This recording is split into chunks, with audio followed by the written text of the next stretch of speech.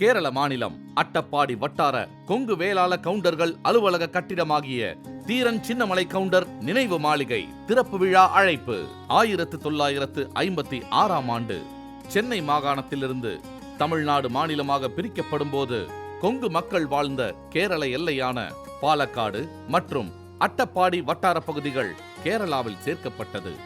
இங்கு விவசாயத்தை தொழிலாக கொண்டு வாழ்ந்து வந்த நம் மக்கள் எந்த பிரிவினையையும் பொருட்படுத்தாமல் கேரள மக்களோடு அன்போடு பழகி அவர்களோடே வாழ்ந்து வருகின்றனர்.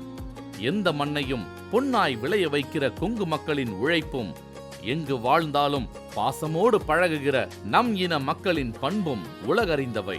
அட்டப்பாடி வட்டாரத்தில் நம் மக்கள் ஒன்றுபட்டு நம் மக்களின் நலனுக்காக கொங்கு இனத்தின் உணர்வோடு 24/10/2006 அன்று துவங்கப்பட்ட கேரள கொங்கு சங்கம் பல்வேறு நிகழ்வுகளை கடந்து பெரும் முயற்சியோடு அட்டப்பாடியில் கொங்கு அலுவலகத்தை தீரன் சின்னமலை கவுண்டர் நினைவு மாளிகையாக வானுயர கட்டியிருப்பது பெரும் சாதனையாகும்.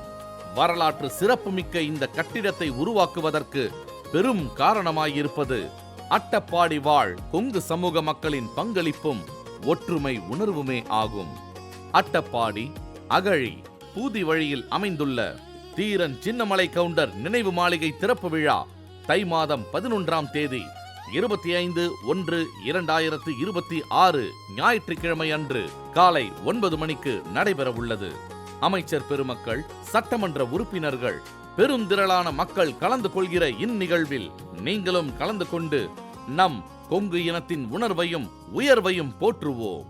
காலை 9 மணிக்கு மாபெரும் ஊர்வலத்தோடு துவங்கும் இந்த நிகழ்வு மாலை 5 மணிக்கு அட்டப்பாடி கொங்கு மகளிரின் பவளக்கொடி கும்மி நிகழ்வோடு இனிதே நிறைவு பெறுகிறது. இந்நிகழ்வுகள் அனைத்தும் அத்தி டிவி யூடியூப் சேனல் மூலமாக கண்டு மகிழலாம்.